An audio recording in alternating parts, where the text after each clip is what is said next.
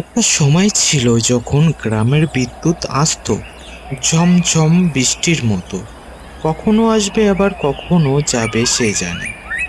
সেই গ্রামে এক ছেলে পল্টু অন্য সবার মতো সে মাঠে খেলতো, গাছে উঠতো, কিন্তু তার মনে পড়তো পুরনো কাগজ, রং, পেন্সিল আর ভাঙা খেলার মাঠ। একদিন হাট থেকে ফেরার পথে পল্টু দেখতে পেল একটি পুরনো বাক্স, ধুলো মাখা, ভাঙাচোরা।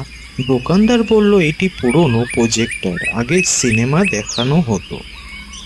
পল্টুর চোখ যেন আগুন জ্বলে উঠল। সেদিন সে ঠিক করলো, আমি সিনেমা বানাবো, আমার ছবিগুলো নড়বে চড়বে।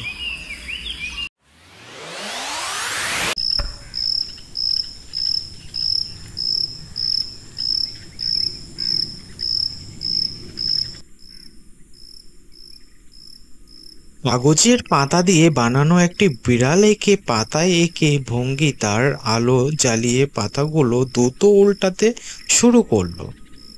হঠাৎ বিড়াল যেন দৌড় দিল। সে চিৎকার করে উঠল, আমি পারছি, আমি ছবি নাড়াতে পারছি।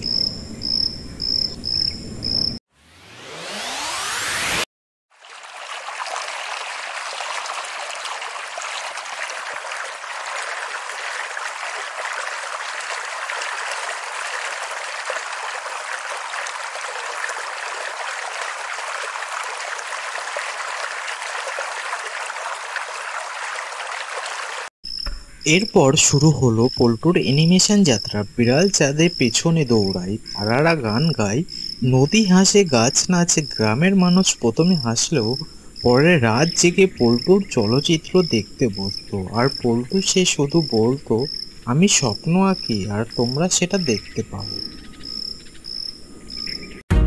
অনেক বছর কেটে গেল।